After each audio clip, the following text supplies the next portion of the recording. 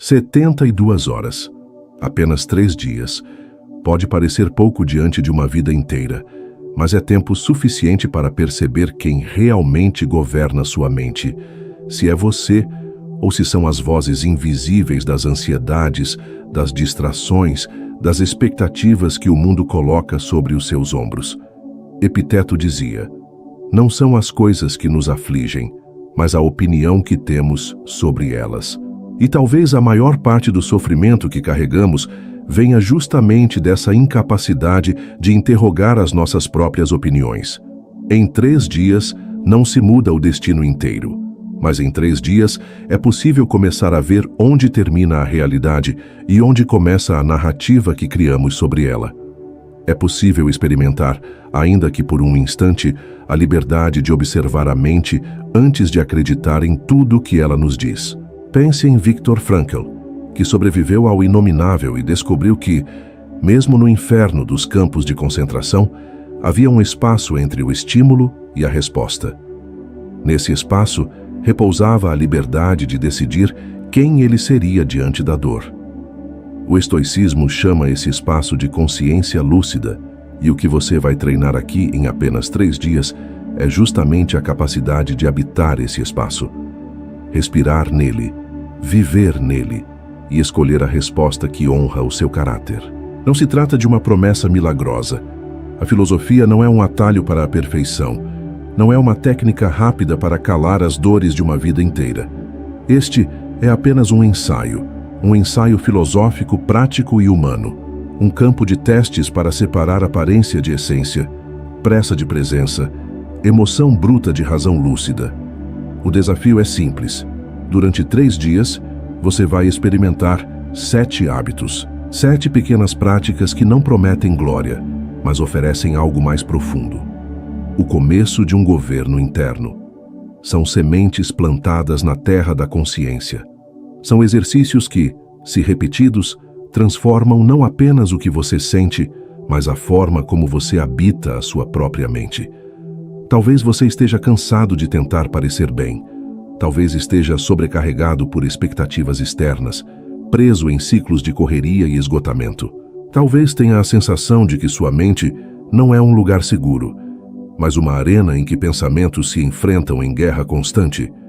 E ainda assim, aqui está um convite. 3 dias. Apenas 3 dias para interromper o automatismo e olhar para dentro com atenção. Não espere milagres, espere ensaios, espere tropeços, espere descobrir que não controla tudo, mas que pode aprender a escolher melhor onde colocar sua energia. Espere silêncio, espere desconforto, espere clareza. Em 3 dias, não há tempo para mudar o mundo, mas há tempo suficiente para perceber se você é senhor ou escravo de si mesmo. 72 horas. Esse é o laboratório, o campo de treino, a oportunidade de sentir, ainda que por pouco tempo, o gosto da disciplina interior. Cada hábito que você vai conhecer é como uma âncora lançada em meio ao caos. O silêncio da manhã, a respiração consciente, a gratidão, o desapego, o propósito, a escuta, a revisão noturna. Eles não são grandes feitos, mas pequenos gestos de soberania. Este não é um convite para acreditar em palavras, é um convite para experimentar. 3 dias são uma fagulha, e uma fagulha, se cuidada, é suficiente para iniciar o fogo que transforma o destino. 1. O silêncio da manhã. Erguer um escudo antes da batalha. Há quem acorde já derrotado. Antes mesmo de sair da cama, a mente foi capturada por notificações, cobranças, expectativas e memórias inacabadas. É como abrir os olhos e já estar no meio de uma arena, cercado por vozes que não calam. O dia começa antes de começar, e o coração corre como se houvesse uma guerra invisível acontecendo dentro do peito. Mas existe um instante que poucos percebem. Um instante sutil escondido entre o despertar e a primeira reação ao mundo. Esse instante é o silêncio da manhã. Para os estoicos, esse espaço é mais do que uma pausa. É um território sagrado, uma fronteira em que ainda é possível escolher quem vai comandar o seu dia, você ou o caos externo. Marco Aurélio, Escrevia para si mesmo ao amanhecer, lembrando que o mundo o confrontaria com ingratidões, ofensas e perturbações. E mesmo assim, ao preparar a mente antes da batalha, ele já estava meio caminho à frente. O silêncio, nesse momento, não era fuga, era estratégia, era disciplina. Era a fortaleza invisível que sustentaria cada decisão do dia. A maioria desperdiça esse território. O primeiro gesto ao acordar é abrir a porta para a invasão, mensagens, notícias, cobranças. E nesse gesto, entregam o controle do próprio espírito ao barulho do mundo. Não percebem que perderam a primeira batalha antes mesmo de empunhar qualquer defesa. O silêncio da manhã é o escudo que poucos levantam. Não é sobre meditar para se sentir bem, mas sobre construir uma mente capaz de resistir ao ataque inevitável das horas seguintes. Epicteto dizia que as impressões chegam como visitantes. Nesse instante, você decide quem entra e quem não entra. Você decide se abre as portas para a confusão ou se mantém a ordem interna. 5 minutos bastam para erguer esse escudo. 5 minutos de presença em que você apenas respira e observa, sem correr, sem se apressar em reagir. E nesses minutos, algo profundo acontece.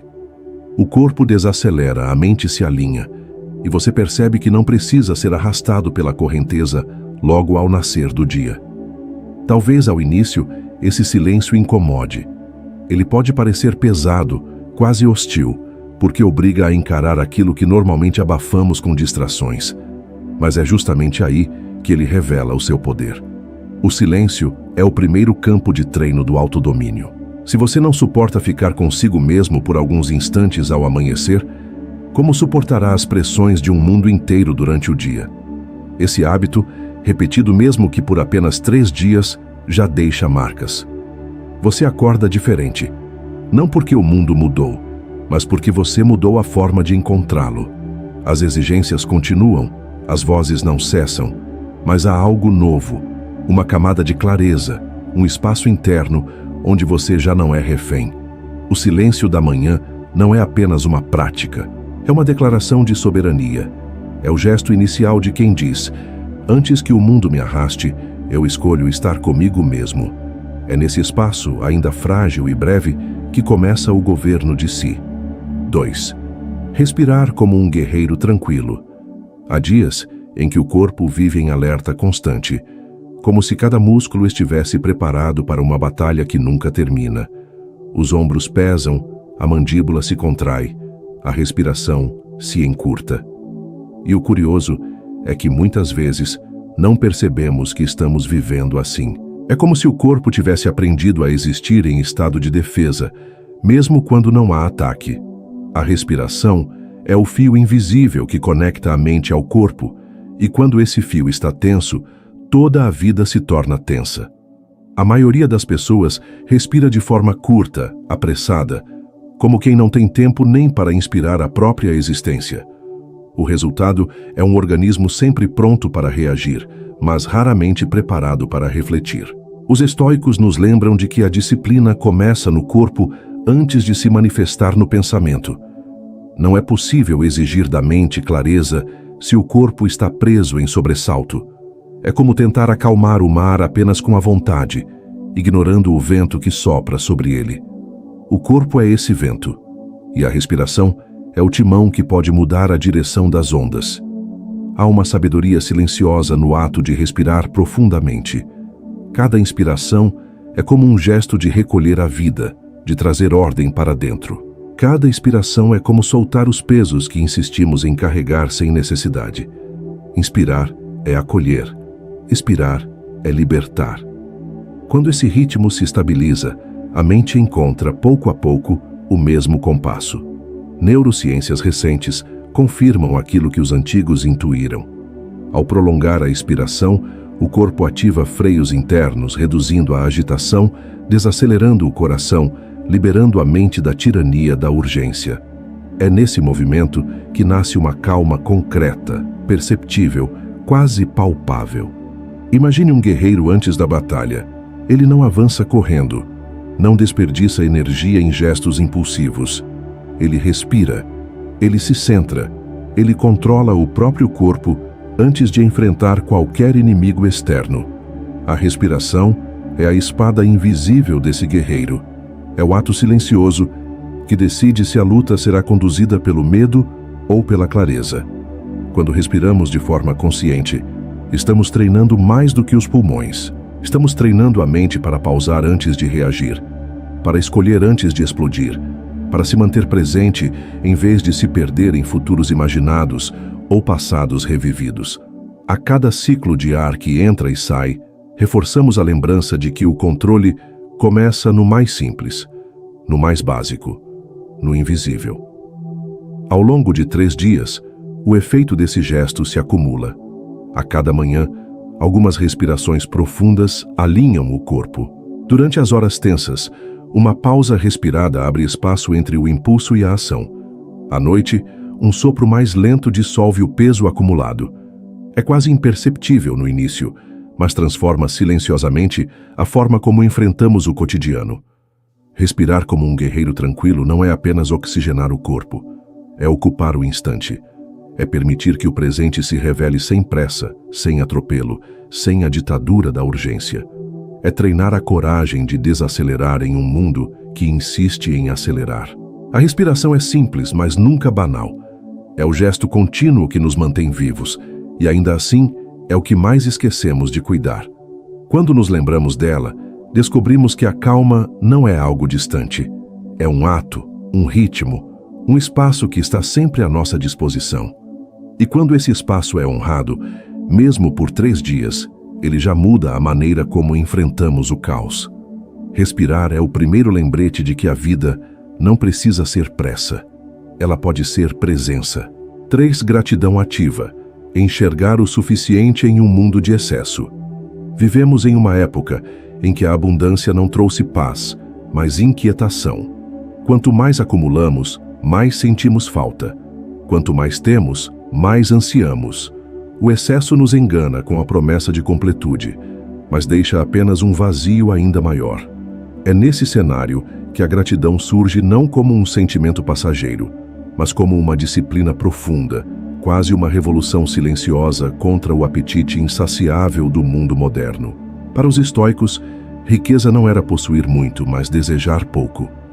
Epicteto lembrava que o homem livre é aquele que não depende do que está fora para estar em paz. Essa é a essência da gratidão. Deslocar o olhar do que falta para o que já existe, não como resignação, mas como ato de soberania. É um gesto de escolher onde repousar a consciência. Marco Aurélio escrevia em suas meditações que até as coisas mais simples tinham beleza. O pão que se rompe em pedaços, a pele que se enruga com a idade, o suor que escorre de um trabalhador. Tudo isso para ele era digno de contemplação. A gratidão é essa lente que revela a ordem invisível nas pequenas coisas. Não porque sejam espetaculares, mas porque são reais, porque sustentam a vida. O problema é que estamos condicionados a correr. Passamos pelos dias como quem atravessa um campo sem notar as flores, como quem respira sem perceber o ar. O olhar está sempre na frente, no que virá, no que falta. A gratidão quebra essa lógica. Ela nos força a voltar os olhos para o instante e a perceber que já existe aqui um campo fértil de sentido. Não se trata de repetir mentalmente que sou grato. Trata-se de enxergar. Enxergar a presença de alguém querido. Enxergar a luz que entra pela janela.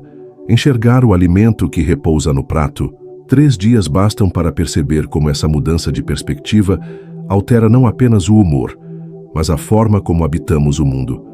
Quando a mente aprende a registrar o suficiente, o excesso perde o poder de nos dominar. É como fechar uma porta que o mundo insiste em arrombar. A gratidão ativa nos mostra que não precisamos de muito para sentir plenitude, apenas da clareza para reconhecer o que já está diante de nós. Esse hábito, repetido mesmo que por pouco tempo, cria raízes.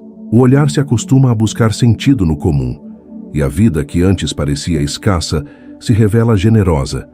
É como se descobríssemos que a abundância não está no que conquistamos, mas na forma como olhamos para o que temos. A gratidão, assim compreendida, não é um consolo barato, mas uma disciplina de libertação. É uma escolha lúcida de interromper o desejo infinito para afirmar: já é suficiente, e nesse gesto silencioso encontramos uma riqueza que o mundo não pode tirar. 4. Desapego do supérfluo. A faxina da mente e do corpo. Há um peso silencioso que carregamos sem perceber. Ele se acumula nos objetos que não usamos, nas promessas que não cumprimos, nos ressentimentos que não soltamos. Como uma casa cheia de tralhas, nossa mente se torna um espaço onde o essencial se perde, no meio do que já não tem vida. E é por isso que o desapego é mais do que uma escolha prática, é um ato de libertação interior. Os estoicos defendiam a simplicidade não como privação, mas como clareza. Sêneca alertava que não é o homem pobre aquele que tem pouco, mas o que deseja mais. E essa frase ecoa como um lembrete de que a abundância que acumulamos não é riqueza, mas ruído. Quando nos cercamos de excessos, a alma se perde em meio ao barulho das coisas. Cada objeto inútil guardado é como uma aba aberta na mente. Cada compromisso desnecessário é uma dívida que nos cobra em silêncio. Cada ressentimento cultivado é um peso amarrado ao peito. O desapego é a decisão de fechar essas abas, de libertar energia, de devolver espaço àquilo que realmente importa. Imagine a mente como um cômodo. Ao longo dos anos, você foi colocando coisas ali, lembranças, obrigações, pessoas, objetos. Algumas têm valor, outras apenas ocupam espaço. Chega um momento em que quase não se consegue entrar nesse cômodo. O excesso nos asfixia. O desapego, então, é a faxina necessária. Olhar com honestidade e perguntar o que ainda serve à vida e o que apenas drena vitalidade. Marco Aurélio, imperador do império mais poderoso do mundo, viveu com pouco. Ele sabia que a simplicidade era mais forte do que o luxo, porque não o tornava dependente de nada que pudesse ser perdido. Essa é a verdadeira liberdade, não estar preso ao que não é essencial. O desapego, quando praticado, não deixa um vazio. Ele abre espaço, espaço para respirar, espaço para a clareza, espaço para aquilo que realmente sustenta. Ao se desfazer do supérfluo, descobre-se que a vida nunca foi sobre acumular, mas sobre se alinhar ao que tem sentido. Nos 3 dias deste ensaio filosófico, basta olhar para um objeto que já não serve, para um compromisso que já não faz sentido, para um ressentimento que apenas consome. E ao deixá-los ir, ainda que sejam pequenos, a mente aprende que soltar não é perder, é ganhar leveza. O desapego não é destruição, é revelação.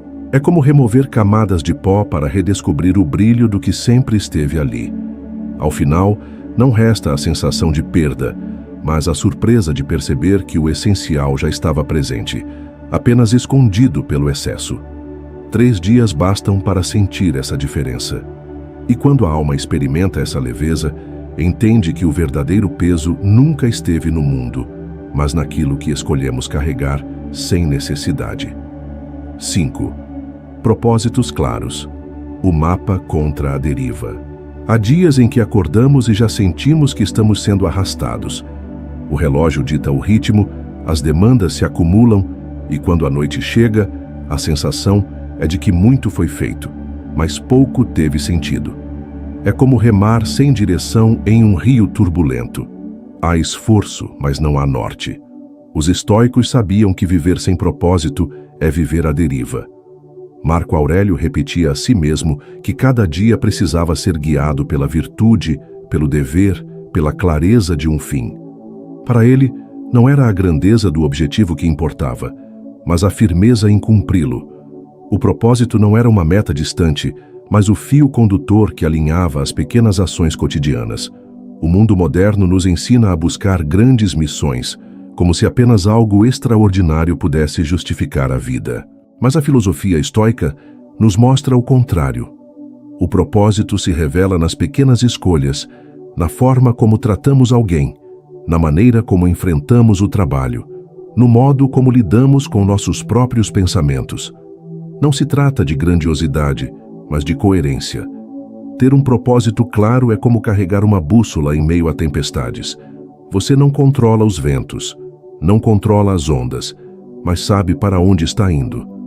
Essa clareza muda tudo. Até os imprevistos que antes pareciam desviar tornam-se parte do caminho, porque o propósito dá sentido ao desvio. Não é necessário descobrir de imediato uma missão perfeita. Basta uma pergunta simples a cada manhã. O que realmente importa hoje? Essa pergunta, repetida com honestidade, é capaz de transformar a pressa em direção, o cansaço em disciplina, a rotina em significado. Ao anoitecer, olhar novamente para essa mesma pergunta revela não apenas o que foi feito, mas o que foi vivido. O perigo da vida sem propósito é que ela se torna reativa. Somos levados por impulsos, por distrações, por expectativas externas. Perdemos a capacidade de escolher, e quando não escolhemos, escolhem por nós. O propósito é o antídoto contra essa deriva. É a decisão de viver guiado por princípios, não por circunstâncias. Epicteto dizia que a liberdade verdadeira está em agir de acordo com os próprios valores, e não segundo o capricho do mundo. Quando definimos propósitos claros, mesmo que pequenos, nos tornamos menos vulneráveis às pressões externas. É como se a alma encontrasse um eixo interno, firme, que não cede ao primeiro sopro de caos. 3 dias bastam para sentir esse alinhamento. 3 dias de acordar e perguntar a si mesmo o que realmente importa. 3 dias de encerrar a noite revisando se a vida foi conduzida pelo essencial ou pelas distrações. E nesse ensaio, a mente percebe algo profundo. A vida não precisa ser imensa para ser significativa. Precisa apenas ser coerente. O propósito é o mapa que impede a alma de se perder. E quando ele é claro, até o menor gesto ganha grandeza, porque está conectado a algo que não se dissolve com o tempo. 6. Ouça mais, fale menos. A força da receptividade. Há um silêncio que não é vazio, mas presença. Ele acontece quando escolhemos ouvir sem pressa de responder, quando abrimos espaço para que o outro exista sem a interferência imediata da nossa opinião. Esse silêncio é raro e justamente por isso é poderoso. No mundo atual, onde todos falam ao mesmo tempo e poucos realmente escutam, a capacidade de ouvir se tornou quase uma virtude esquecida. Epicteto lembrava que temos 2 orelhas e apenas uma boca, para que possamos ouvir mais do que falamos. Não é apenas uma metáfora simples, mas um lembrete de disciplina. A escuta é uma forma de autocontrole, porque exige que contenhamos o impulso de reagir, de nos colocar no centro, de provar que temos razão. E nesse domínio do silêncio, nasce algo que o barulho nunca oferece: compreensão.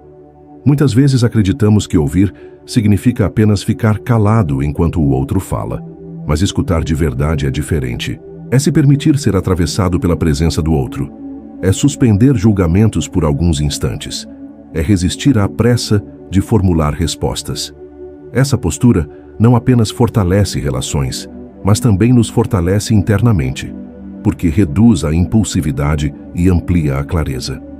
A escuta é um exercício de humildade. Ela nos lembra de que não sabemos tudo, de que cada pessoa carrega um universo de experiências e de que até mesmo alguém com quem discordamos pode revelar um ponto cego em nossa própria visão. Quando nos dispomos a ouvir, nos tornamos aprendizes constantes, abertos a lições que jamais chegaríamos sozinhos. O silêncio na escuta também nos protege. Quantas vezes palavras precipitadas ampliaram conflitos, criaram ressentimentos, abriram feridas desnecessárias. Ao retardar a resposta, criamos um espaço semelhante ao que Viktor Frankl descreveu entre o estímulo e a reação. Nesse espaço, não apenas a liberdade, mas também a sabedoria se manifesta. O ato de ouvir mais e falar menos é, em si, um treinamento estoico. Ele nos convida a estar presentes sem necessidade de dominar a cena, a cultivar uma mente tranquila em vez de reativa, a construir vínculos pela atenção e não apenas pela fala. É uma disciplina silenciosa que transforma conversas em pontes e desacordos em oportunidades de crescimento. Em 3 dias de prática consciente, algo se torna perceptível.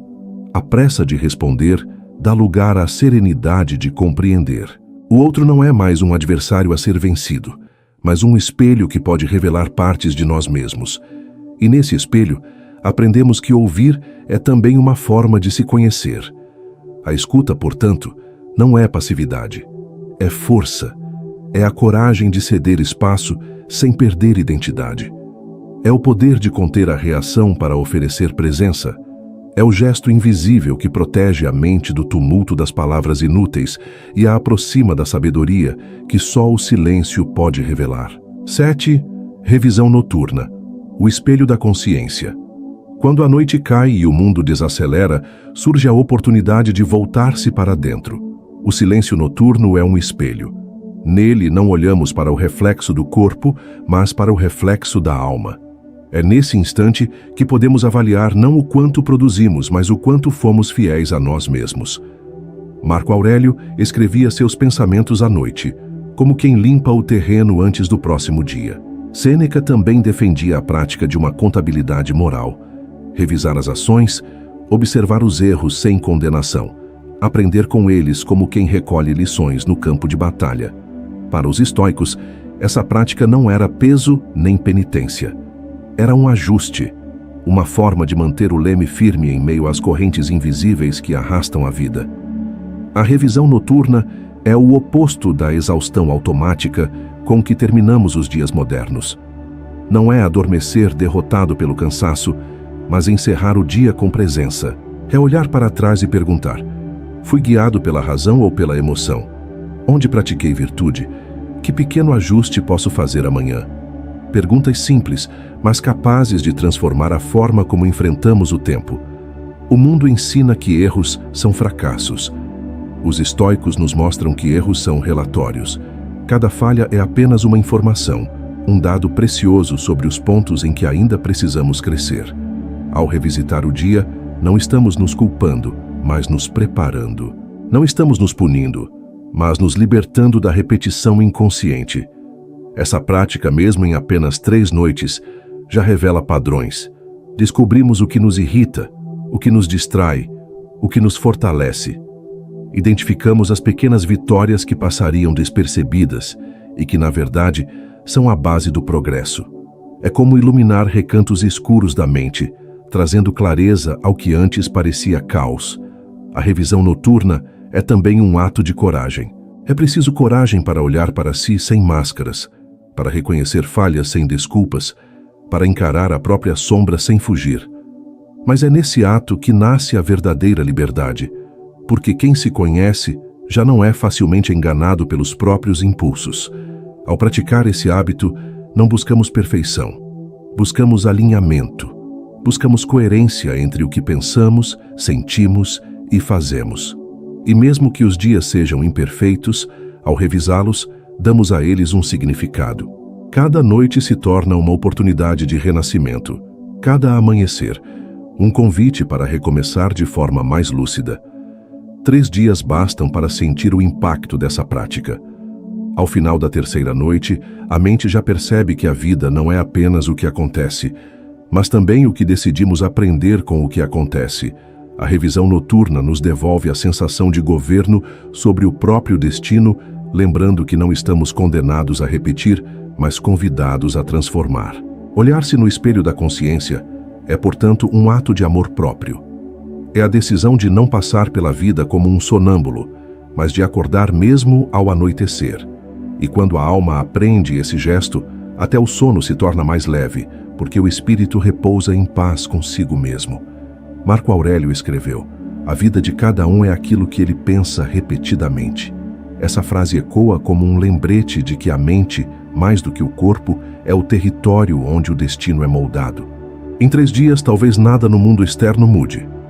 Mas em 3 dias, é possível perceber o que se repete dentro de nós, quais pensamentos insistem em nos governar e quais escolhas podem nos libertar. O estoicismo nos ensina que não se trata de controlar tudo, mas de aprender a escolher bem onde colocar esforço e atenção. A prática desses 7 hábitos, o silêncio da manhã, a respiração consciente, a gratidão ativa, o desapego do supérfluo, os propósitos claros, a escuta presente e a revisão noturna, é mais do que uma lista de ações. Eles formam um ciclo. São 7 âncoras que, juntas, revelam se estamos vivendo como senhores de nós mesmos ou como escravos de impulsos e distrações. Daniel Goleman, estudioso da inteligência emocional, lembra que sem regulação emocional não há inteligência prática. Não basta acumular conhecimento, nem desenvolver habilidades, se não houver governo interior. É nesse ponto que a filosofia encontra a psicologia. Ambas mostram que o domínio de si não é luxo, mas necessidade. É ele que sustenta decisões justas, relações saudáveis e uma vida que não se dissolve no caos. Esses 3 dias não são uma solução definitiva.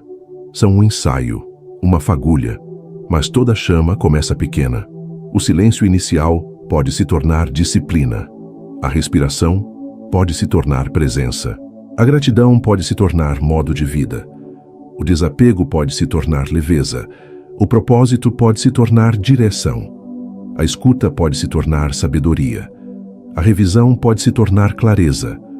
O mundo ao redor continuará barulhento, exigente, imprevisível. Mas o governo de si não depende do mundo. Ele depende da decisão íntima de cultivar aquilo que ninguém pode tirar. O que nasce em 3 dias pode, se cuidado, transformar não apenas um ciclo de tempo, mas o próprio destino. 3 dias são o suficiente para sentir a diferença entre ser arrastado e estar presente, entre reagir e escolher, entre sobreviver e viver. O poder não está fora. Ele está na disciplina silenciosa que nos conduz a cada respiração, a cada gesto consciente, a cada instante de lucidez. A fagulha foi acesa. Cabe a você mantê-la viva até que se torne chama.